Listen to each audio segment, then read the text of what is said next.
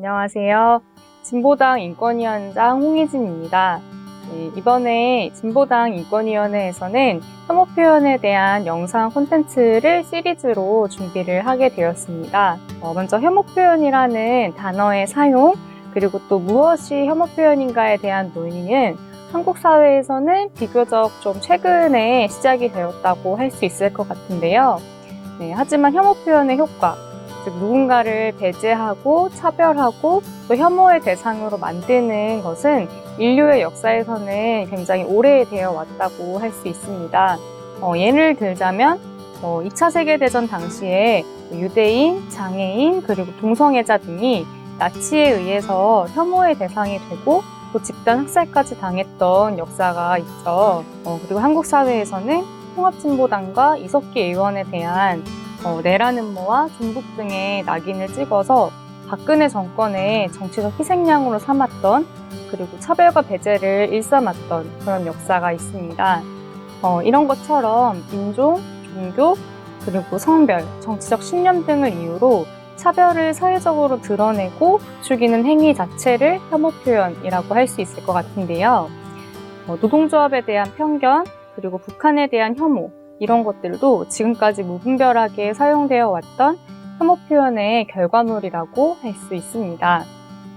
이처럼 혐오 표현은 단순히 단어, 그리고 표현, 언어 등에서 멈추는 것이 아니라 사회적인 차별, 그리고 일상적인 억압으로 이어질 수 있기 때문에 더욱 경계하고 어떻게 혐오 표현을 줄여나갈 수 있을지, 사회적으로 제어할 수 있을지에 대한 고민이 많이 필요한 상태입니다.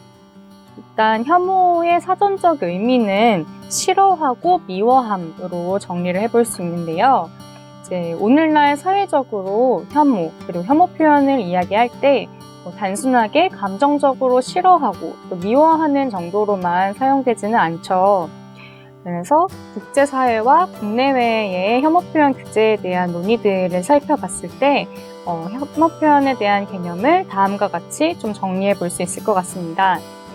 먼저 성별, 장애, 종교, 나이, 출신 지역, 인종, 성적 지향 등을 이유로 어떤 개인이나 집단에게 모욕, 비하, 멸시, 위협 또는 차별, 폭력의 선정과 선동을 함으로써 차별을 정당화, 조장, 강화하는 효과를 갖는 표현, 이것을 혐오 표현이라고 정의를 해볼 수 있습니다.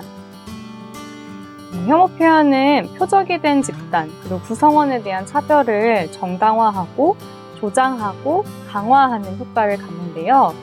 또한 혐오 표현 대상이 되는 사람들에게 스스로 자신을 부정하게끔 만들고 일상화된 차별에 저항하기 어렵게 만들기도 하는데요. 즉 혐오 표현의 피해자조차도 혐오와 차별에 익숙하게 만드는 것이 혐오 표현의 효과라고 볼 수 있습니다. 혐오 표현을 하는 사람의 의도보다는 혐오 표현의 대상이 된 사람, 그리고 혐오 표현이 사용된 사회에서 어떤 차별과 효과를 갖는지 지켜보는 것이 더 중요합니다. 앞에서 말씀드린 것처럼 혐오 표현은 단순히 기분 나쁜 말이나 부도덕한 언행이 아니고요. 사회적 소수자 집단에 대한 차별 확산을 조장하는 것을 혐오 표현이라고 얘기를 합니다. 그래서 예를 들면 국회의원이나 재벌, 전 세계적으로 봤을 때 백인과 같은 사회적인 강자라든지 다수자에 대한 혐오감을 표출하는 것은 혐오 표현이라고 보기가 어렵고요. 또는 차별의 맥락 없이 개인이나 집단에게 부정적인 감정이나 의견을 표출하는 것도 마찬가지로 욕설이나 모욕, 명예훼손에는 해당될 수 있겠지만 혐오 표현이라고 보기는 어렵습니다. 그래서 오늘은 혐오 표현이란 무엇인지, 어떤 것을 혐오 표현이라고 얘기할 수 있는지에 대한 간략한 개념 위주로 영상을 준비해봤는데요. 이런 것들을 시작으로 해서 어떤 것이 문제고 혐오 표현을 왜 줄여나가야 되는지, 왜 그리고 그런 노력들이 필요한지에 대해서 고민을 시작해보는 계기가 됐으면 좋겠습니다. 혐오 표현에 적극적으로 대항하기 위해서, 우리부터 혐오 표현을 줄여나가기 위해서 앞으로 이어질 영상들에도 많은 관심 가져주시길 부탁드립니다. 감사합니다.